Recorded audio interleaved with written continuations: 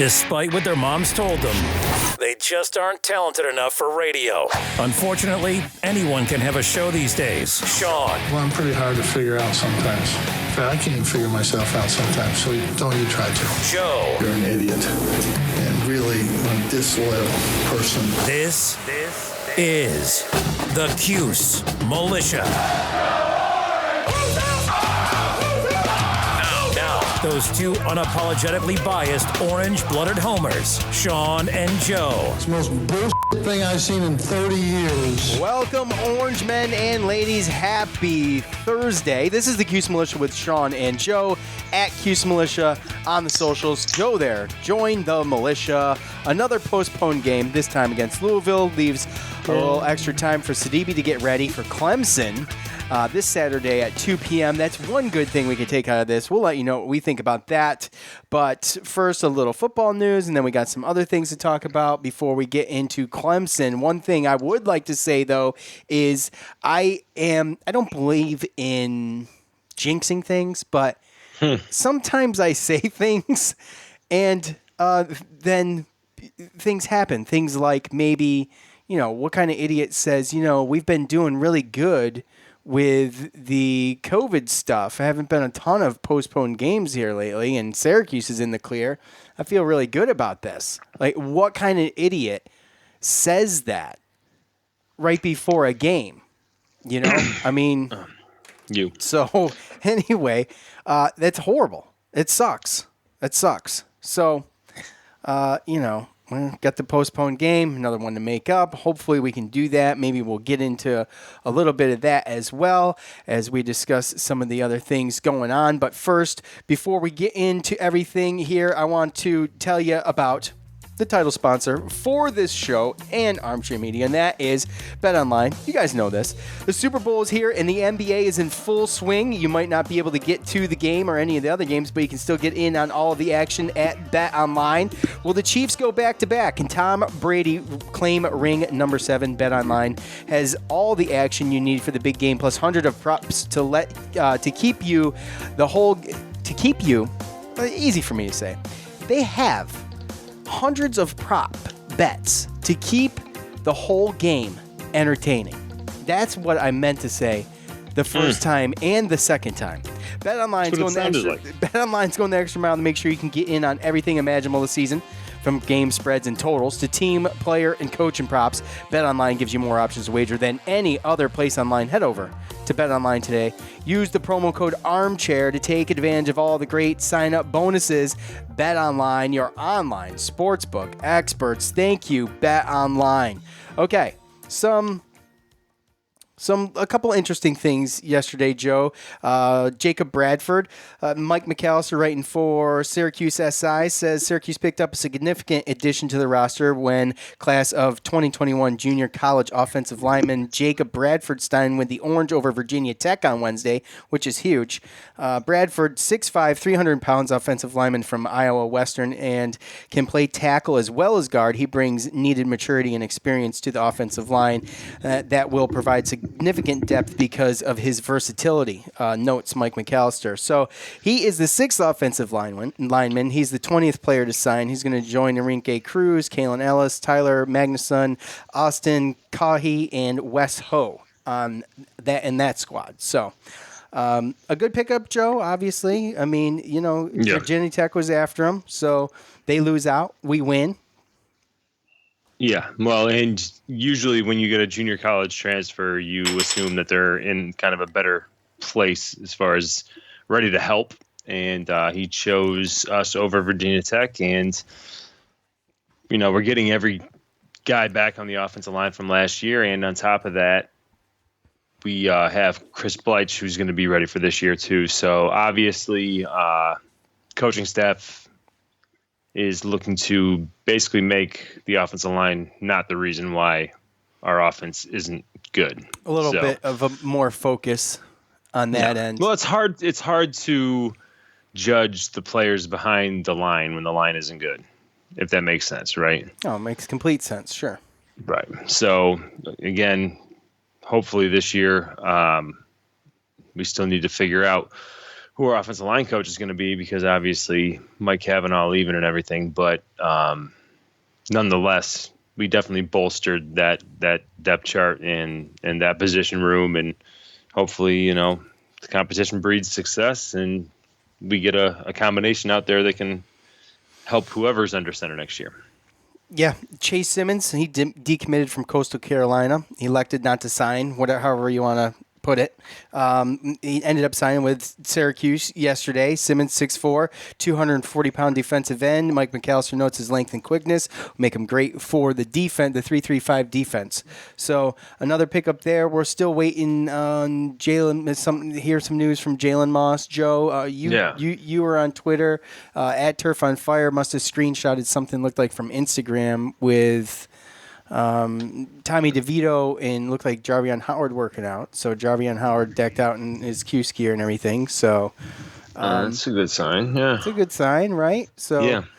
I mean, it's Jalen Moss. Not hearing anything about him, especially after they were, obviously speculating that he was ready to sign. You start to wonder if it's an eligibility thing as far as academics, or because I didn't really see anything about him getting flipped or signing anywhere else, right? So I think right now that's probably most likely what we're looking at. And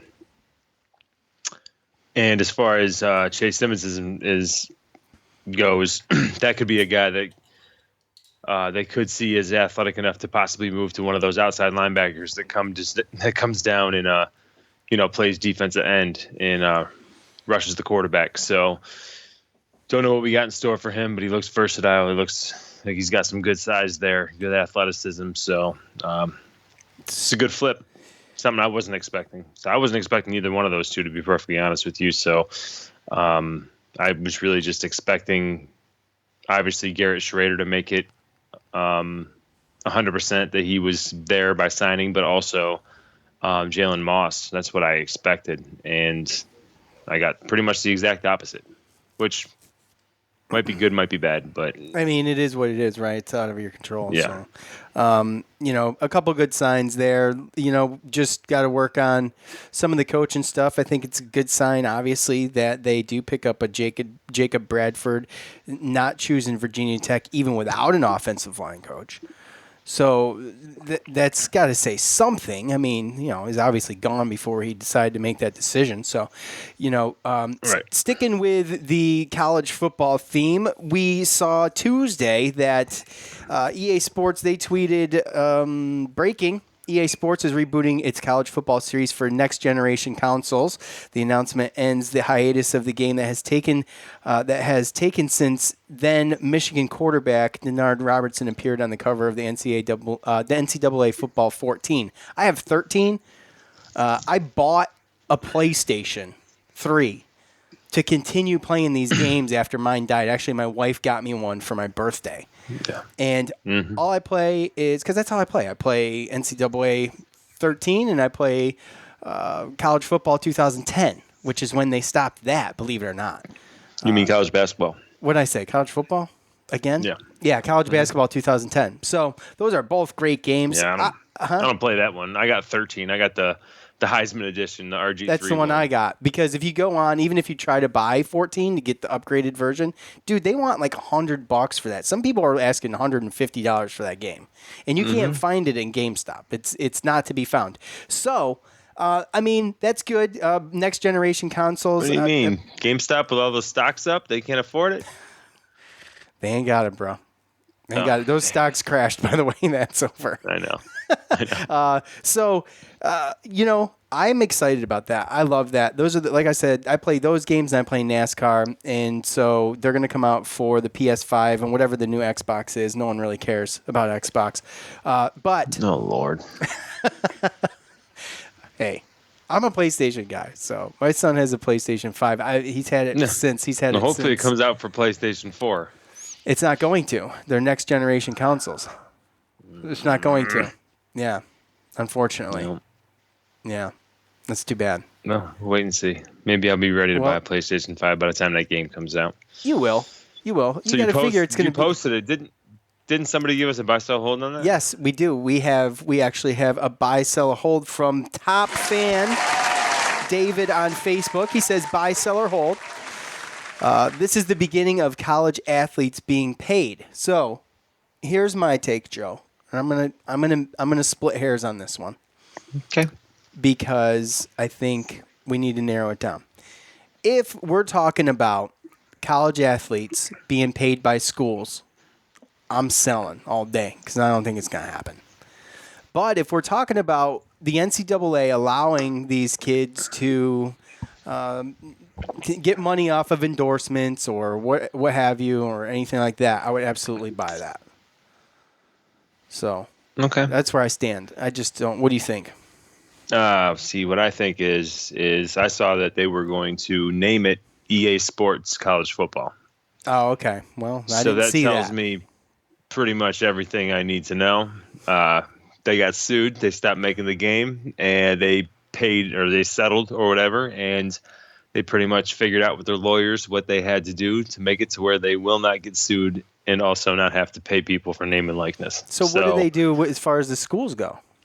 I think, that's the next step, right? That would be the next thing. But the last thing was just player and likeness. It was the fact that you could go on a year's, like 2013 or whatever, you can go on there and you could tell by the numbers and by just how good people were that the NCAA, like EA Sports, they kind of, without having players' names, they had the players in there. And now I just think it's just going to be completely random.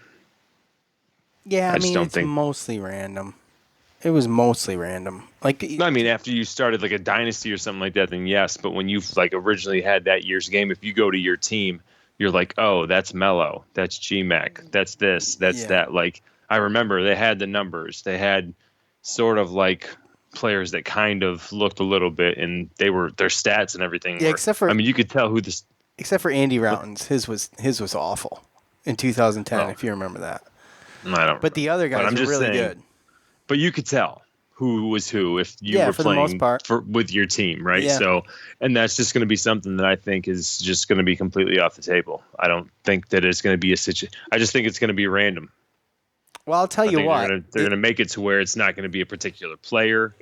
That's fine on the player end, because they'll still be able to, and they will. Put the skill set there. I think all the skill set and the ranking for the overall team, I think that'll be there. But if they're going to not mimic stadiums or places like that exactly, or there's going to be an issue with that or the school stuff, then I don't. I mean, well, then who knows? But that would be the next step. But the last one was the players. Sure. Yeah. And I think it's basically that as long as you can't go in and say, "Oh, that's me." If you change numbers, you change a little bit of stats here and there. You have to change numbers. This person was a left guard, but now we're going to put it to a right guard. So now, you know what I mean? Like, it would all even out in the wash. But that's kind of what I think about it. The fact that they didn't use NCAA told me a lot there. Well, I didn't realize that. Oh, I thought you were privy. No, I obviously was not. But I also didn't notice when it was coming out. So I looked, and there's really no date. There's no timeline for it. So, I mean, we're just trying to get us all hyped up. That sucks, because it probably won't come out next year. You got to think about it. Yeah, it's like, let's get your wallets out. Let's sell these consoles. Money, man. Let's, They're still going to be able to. They just sold Joe a PS5, so he's ready. He's ready. Most likely, right? So, all right. So there's been some rumorage about opting out of the conference tourney. Some coaches are talking about it. There was an opinion piece in USA Today about it. It's not. I haven't seen it on any of the Syracuse Orange pages, blogs, or anything like that.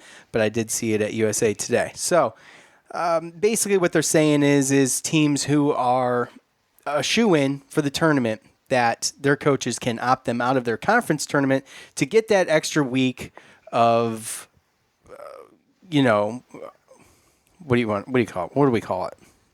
Practice.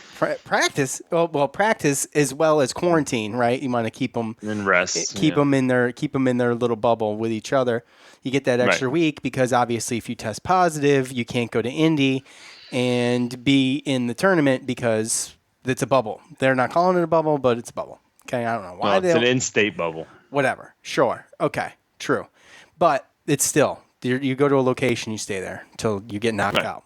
Really, the other part of it, Sean, is that I think these teams in these schools, they think, well, if I go to, again, a tournament, right? So what, Greensboro or wherever the ACC tournament's going to be, now you're bringing yourself into where you can come into more contact with different teams. And that just, to some people thinks that it furthers the risks. So they think that, okay, I'm in the tournament. Well, I'm just going to keep my team home and we're going to get it anyway. And we'll just quarantine, be safe, and make sure that we got players available and ready for the tournament. Yeah, which is great for teams that are shoo-in, and maybe some would say that they deserve that, but also it screws a lot of the little guys a little bit. Which, look, here's the thing. This is what I think, okay? And if in like we were talking earlier, if you're going to do this and you set this season up and you do this, okay, the first thing is this. There was an article at Syracuse.com about rescheduling the makeup games, okay? And they're like, Syracuse.com was basically said, well, it's not going to happen, or it's whatever. It was very negative. It was a very negative thing. And, they asked the ACC commissioner or whatever about it. And he's like, we'll do, nothing's off the table, basically. But he wasn't specific. So, I mean, we're not getting any answers there. Right. So when the NCAA decided to do the season, like, obviously, okay, last year when this started, no one really knew what was going to happen. And we just stopped everything. Everything stopped. And, no one played anything. And everything was shut off. And toilet paper was off the shelves. And now they still limit you at Costco. But besides that, when we came back and we decided we're going to play football, and we did the football thing, and now we decided we're going to play basketball, they should have had some kind of game plan in there. They knew games were going to be postponed. So there should be a buffer, in my opinion, to avoid all of these issues. And I don't know if it can still be done or not, but it seems to me like it could be done. To have a buffer at the end of the regular season before the conference tournaments, at the end of the conference tournaments before the NCAA tournament. Like, you can stretch this thing a little bit to make sure everybody can play. And if we can't get to that point, then the NCAA has failed to plan this thing and failed miserably on a basic premise that you are not going to get all these games in during the regular season, and we are going to have to hit bumps in the road, and we are going to have to reschedule some of these games. I mean, I don't know how else at the last month of the season, how you think we're going to reschedule games other than at the end of the season. Right. Right? And we have how many? We have 3? Mm-hmm. You're not sure how many games? I think 3. It's 3, right? Because we made up UNC. We still got Wake Forest. We got Clemson. Florida State. Oh, I'm sorry. Wake Forest, Florida State, and Louisville. Correct? Is that right? I believe that's right. Okay. There might be another one. Okay. Well, I'm not sure, but I think it's 3. So to make those games up Notre Dame, Wake Forest, Florida State, Clemson, Louisville. All right. Well, all right. So let's say it's 4 games. Yeah. Okay. So 4 games is going to take at least 2 weeks to make up, a week and a half. It's about 10, 11 days. Is that fair? Right. Yeah. Fair. So, you have to have that buffer, and then you have to have, then you do the ACC tournament. I think you treat the ACC tournament like the regular season, but you have to have that buffer to make up those games from the regular season. But from the ACC tournament, once that ends to the beginning of the NCAA tournament, you have to have a buffer there so everybody can bring in a negative test that qualifies for the tournament. I think that's the best way to do it. Am I living in a fantasy world? Probably. But I don't think that it's to me seems like I hate being like, well, it doesn't seem fair, but it seems ridiculous for teams that are just going to make it to be like, we're going to opt out and play it safe and y'all have the tournament and we're not going to play.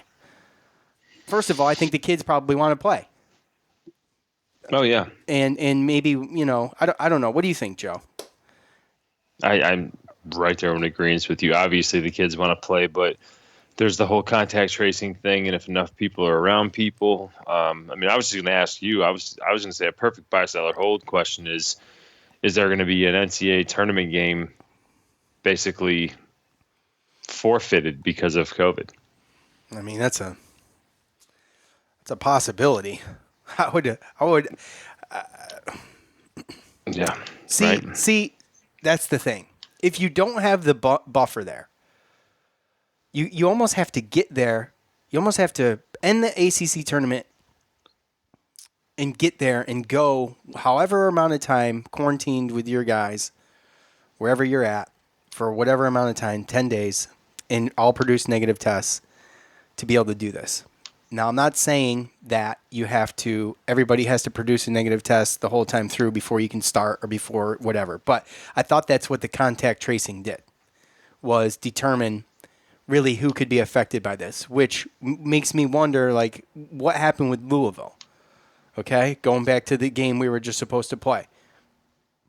They said there was a positive test. Okay, well, I thought the ACC had contact tracing, and I thought we were able to determine who it was or how many people were near that person for whatever amount of time, and then they would have to sit out. Buddy Boeheim did it. We played without Buddy for how many games, Joe? Was it 2? 1? Yeah. I think it's all just situational. I think it's a situation where I think they took a test, then they went and they traveled, and obviously they travel together. So whether it's a plane or whether it's a bus, right, that's more than 15 minutes. So if you get a positive test and someone was on that plane or train or bus, then it's going to be canceled. Yeah, I know, and I also thought that they were supposed to when they get tested before they leave, they couldn't leave. Why would you get tested before you leave and then go and then get your results when you're already in Syracuse? Like, I mean, it's like, again, common sense. I thought we were doing the rapid test anyways. And by the way, the rapid test obviously not as accurate. So, anyway, any more to say about that, Joe, before we get into Clemson here?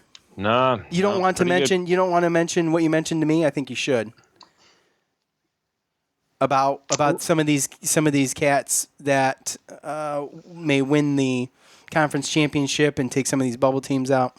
Oh, well, yeah. I mean, that's, again, just part of it. And I brought up that basically when you look at a lot of ranked teams and a lot of these mid-major teams that are ranked, like a Gonzaga or like a Houston, if they opt out and then you get a conference championship and an automatic bid to a team that wouldn't have even sniffed even a bubble, then it's definitely going to mess up a lot of the bubble situation.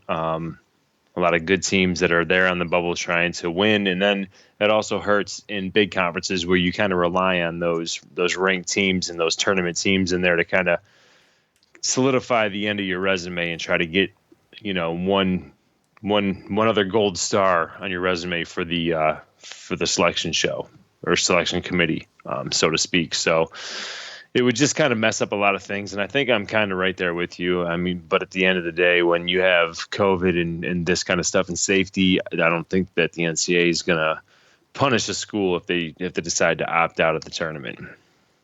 I don't think they will either, but I think that I think it's going to hurt other teams' opportunities for sure. I do too.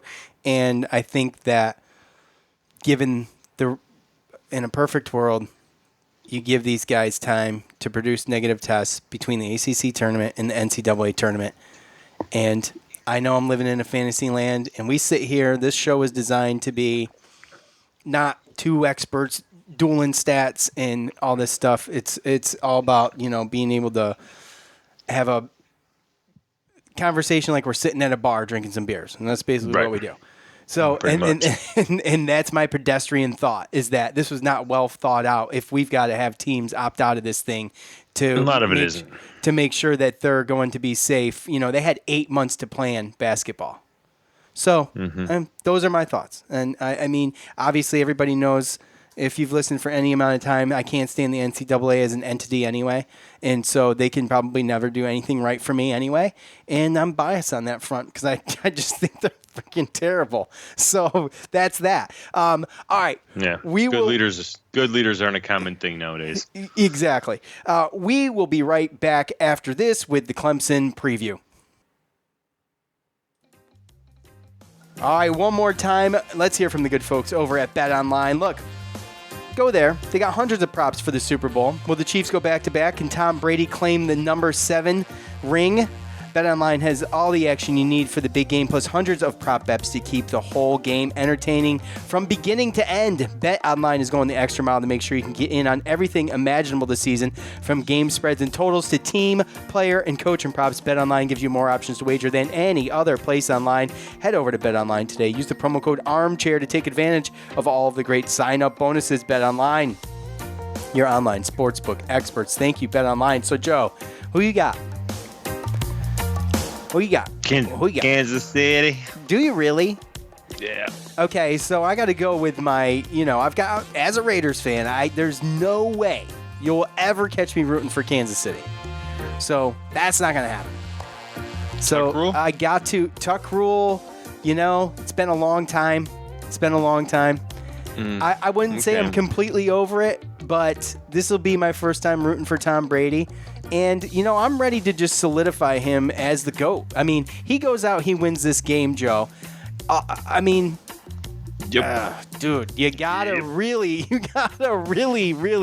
be a serious person would say that he's the GOAT. Oh, dude, that's been a conversation for years. Oh, I know. Belichick or Brady? Belichick or Brady? Oh, I think that answer's clear, right? We all got to see.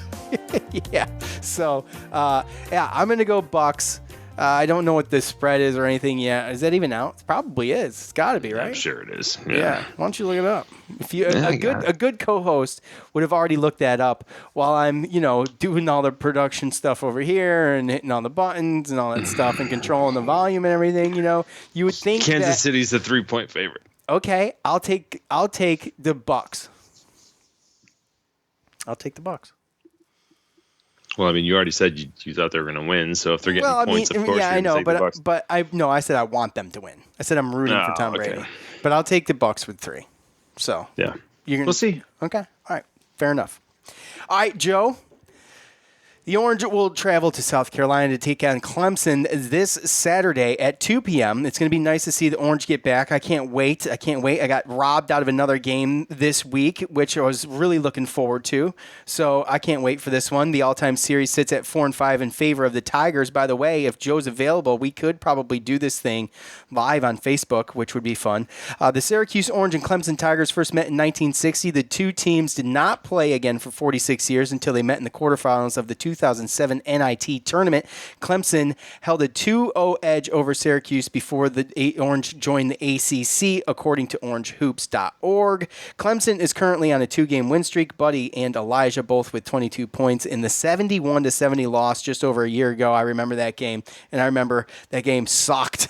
It sucked. Clemson currently sits 11-5, 5-5 in the ACC, good for 7th place in the conference. 4 out of 5 of their losses were pretty lopsided, actually. I think there was one close one, but Clemson sits 56 in the KenPom rankings and 55th in the net, making this a quad 2 away game. Joe, especially with the unknowns coming down the stretch, as we mentioned in the last month of the regular season, the Orange have to make every game count, because as we talked, we don't know how or when, if we're going to be able to make up these games. So they've got to win these games that they get to play. What can we expect traveling to Clemson? No, probably a little bit of fans for one. Well, yeah, that's what's definitely a thing there in South Carolina. David at DRadzits on Twitter, I think he's going to be there. Okay. Representing. Okay. All right. Yeah, Amir Sims leads in points, rebounds, and assists per game. Yeah, he's the main guy. If you look at their stats and everything down the board, it's kind of spread out all over the place. Amir Sims, Clyde Trapp, those are going to be the two names that you remember. And when I look at their KenPom stats, their offense really isn't ranked that high. They don't put up that many points. even in this last win against North Carolina, they were out rebounded by 10 points, by 10 rebounds, scored only 63 points in the win. So their main thing is defense. And Ken Palm, they're ranked 15th in defense. And they're really not that tall. I mean, they won while getting out rebounded by UNC. So what's Amir Sims, 6'10", 245? What is he? No, he's 6'8". 6'8", 245. So yeah, 6'8", 245.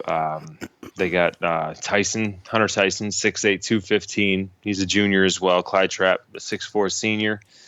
And then they have Hemingway and Honor is the other guards that start. But they do play two other 6'3" sophomore guards, Hunter and Dawes. They've shot more threes than us. They've made more threes than us, albeit they've played one more game than us, and it's kind of close. But that's really where it's going to be at. Amir Sims, I think, is the guy we got to worry about. But they do, even against North Carolina, Amir Sims and Tyson, they put up 8 3-point shots combined for the two forwards, 21 shots overall. And Clyde Trapp was the one that shot the most shots as far as 13. So those are going to be the main guys you're going to look at. But again, they're not overly tall, so it's not something that we're going to be overwhelmed with. It's just something, obviously, that we got to be weary about because they can step out and shoot the three. Every starter shot at least 2 3-pointers, and 2 other guys off the bench shot more than 2 3-pointers. So, what about this team worries you the most?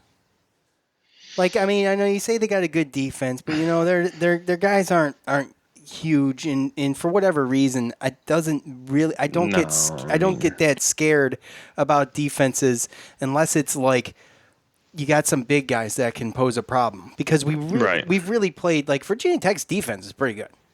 It's decent. Right. It's a decent man-to-man. Right. It's the t-shirt defense. It's pretty good. Right.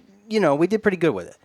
So yeah, I mean, I don't know who they're going to put on who as far as Clemson goes, but Mark and Guerrier versus Tyson and Sims is probably going to be what, I mean, barring one of the two teams' sets of guards or trios of guards going off as far as hitting ridiculous amount of 3-pointers. I think the big matchup is going to be Tyson and Sims versus Guerrier and Dolzai, and who wins down there, because I think they're both going to be both sets are going to be able to beat each other on both sides of the floor. But again, I think it's just really going to come down to whether or not Clemson's going to hit threes or fall in love with threes. Is that what we're going to give them? Or are we going to give him easy buckets down low? Because Amir Sims is a pretty good player, and he can score down low. So he can hit the free throw shot, jump shot in the middle of the zone as well. So what? But what scares me is the defense. I mean, I do think that there are some mismatches out there, but they do play very good defense. And for Brownell, he plays 8 deep. Against North Carolina, he had 8 players that played over 10 minutes. So he's going to keep the guards fresh. And really, like I said, it's the defense, and I'm afraid that they're going to hit a bunch of threes because everybody can shoot them. So. And by the way, Clemson started off really strong. They looked like probably a top 5 team in the ACC. And by the way, they're 7th in the ACC now. They're 8th now. I said they were 7th. That changed. I did that yesterday. Yeah, they're right in front of us. So they started off as a team that looked to be a little bit more promising than they were, but because they lost 3 in a row, Virginia, Georgia Tech, Florida State, they kind of put them in a hole there. But they did come back, win against Louisville, and then they lost to Duke, which they got creamed by Duke. Duke just played a good game that day. And then North Carolina, they beat North Carolina. They kind of waxed them a little bit. But and so they're a good team. Yeah. I mean, they've had good wins, man. I mean, you look at the beginning of the year: Mississippi State, Purdue, Maryland, Alabama, all wins. They started off 5-0, and their losses. Florida State's a big win. Tech, Virginia, Florida State, and then Duke. I mean, at Duke, even without the fans, it's still Duke, even though it was a 26-point. I mean, that's kind of bad. But at Georgia Tech was another bad one. So really, when I see it, I mean, it looks like they're if they can hit their shots, they can beat some good teams, but they can also lose pretty badly as well. And I think that's really what it comes down to, because they do play solid defense, but whether or not they hit their shots is really looks like what because in their losses, like I said, they've gotten smoked except for against Virginia Tech. Virginia Tech, they smoked. Like 15, 20 points. At least by like 19, yeah. Was it 19? Okay. So 18, 19, yeah. All right. Well, here's the other thing that we didn't talk about. I touched on it briefly in the open of the show, and that is that Sidibe does get a couple extra days to get into practice mode, and we thought we were going to see him. Coach projected, we might see him against Louisville. Joe and I talked about, we're probably not going to see him start, but it'd be nice to see him come in, get some minutes, and see what he can do. Now, you get a couple extra days under your belt, Joe, and, you're on that knee a little bit more, and you're practicing, and you're running, conditioning up and down the court maybe a little bit more than you would be, obviously, again, if we played Wednesday against Louisville. So right. What do you expect out of that? You still expect to see him come off the bench?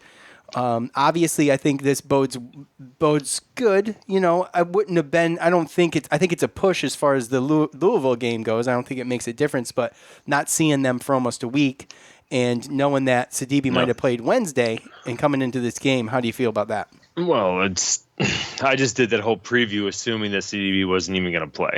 So that's kind of where I'm at. I'm still right there until I see it. I'm not going to believe it, and I do think if he does play, it's going to be coming off the bench.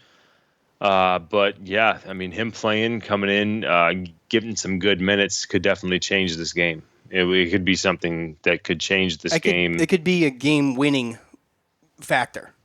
If Sidibe puts in some good minutes.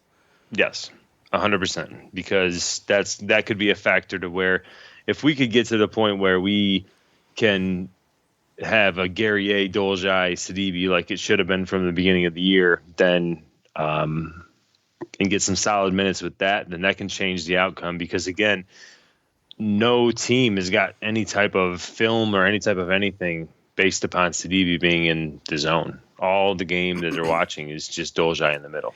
Yeah, and obviously, Sidibe hot last year, got to play 4 minutes, got injured. I don't expect to see that Sidibe come back. I just want to see. I just want to see. Well, yeah, I'm just saying. I'm not trying to live in a fantasy land here.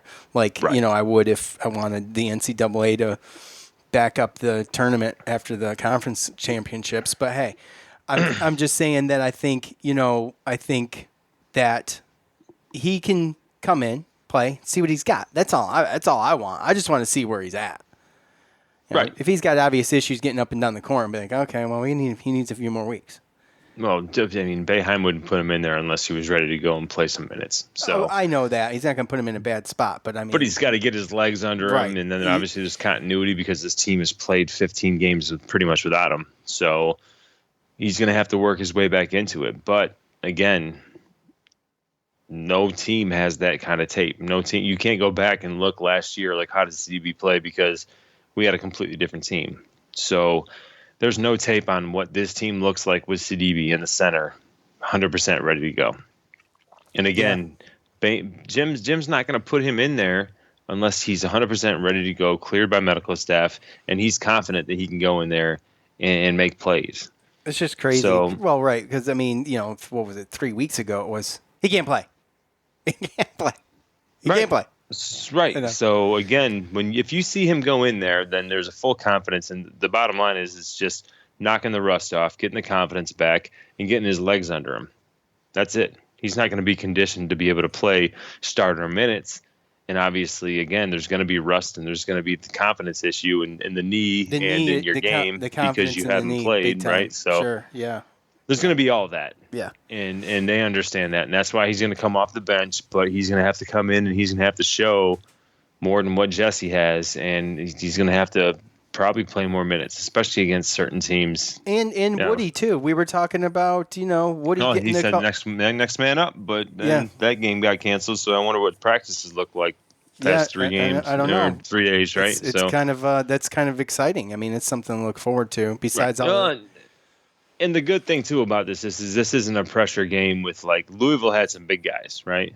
And they had some smaller center-type guys, but they did have a little bit of length. They had small centers, very small centers. Clemson is kind of small too. So this isn't necessarily a game that we 100% need to have Sidibe in there to go against some big boys, right? Absolutely. Yeah, I would agree. So it's not a bad game to have him come in and kind of knock the rust off, but not have to really rely on a certain amount of minutes. Yeah. So, okay. The team's going to be different once Sidibe comes back. And, I know everyone's been talking about Kadari and Joe and everything like that, but where are the minutes going to go? I mean, there's going to be a different talk about minutes here very shortly if Sidibe is actually healthy and comes back. Oh, that puts someone on the chopping block big time. It's not, yeah. I mean, someone's losing 10 minutes a game. Oh, yeah. Yeah. Maybe multiple people. You never know. It's going to be a tough balance. You look at you play who's hot and you play who's going to work and you play the matchups like we talked about last week. Multiple people mentioned too, as well, and you're going to do all that. But the options, like putting Sidibe in, gives you like so many different options. Like what a difference one guy can make in a healthy guy, and when he comes up, when he's not coming off the bench and he starts. I mean, and what that team can look like, and we don't know yet. It's like freaking Christmas morning. We just don't even know. We haven't seen it. Right. So, it's going to be interesting. I can't wait. I'm sure all of you can't wait. So we'll see what happens. So it would be nice to get to a point where, I mean, you do the math: 5 guys, 40 minutes, 200 minutes by 8. What's that? 25. I didn't hear you. What did you say? I'm just saying, you're looking at a situation where, with the guys that we have, especially if you get Sidibe back and with Kadari. You get a lot of fresh legs. You can, if you needed to just rotate fresh legs. I know what I'm saying, because we're 8 deep strong with who we know we have if Sidibe comes back. And it would be nice to just have 8 players playing between 20 and 30 minutes. Yeah. Some of the special ones playing maybe 30, 35, whatever. But having a little bit more of that going on than having to see 4 or 5 people up in the plus 35 range, Yeah. So, all right. Well, we will plan on doing a Facebook Live. That would be fun if we could. We would obviously throw that up for everybody. Hit us up on Twitter. I think I'll have time. I'll be home. Probably should be able to. It's okay. Well, if you think you can, Joe, we will. Because it hinges on your schedule. The busiest man in the world. Oh, stop it. The busiest man in the world. This guy's schedule is brutal to get around. Bro. It is brutal. Why are you being so just too much right now?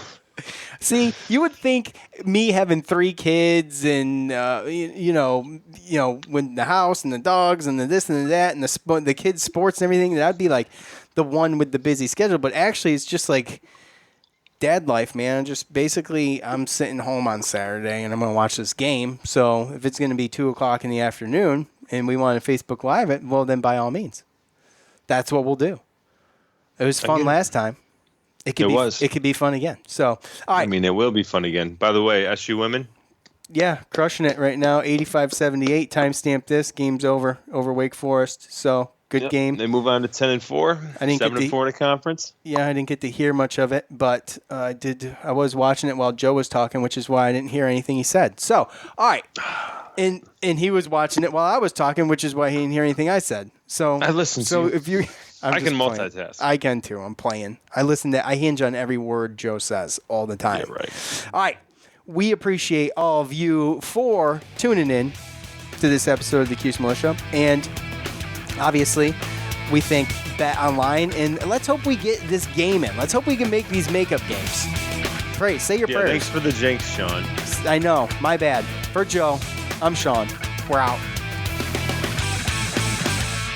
Peace. That was the cheesiest piece ever. He waited.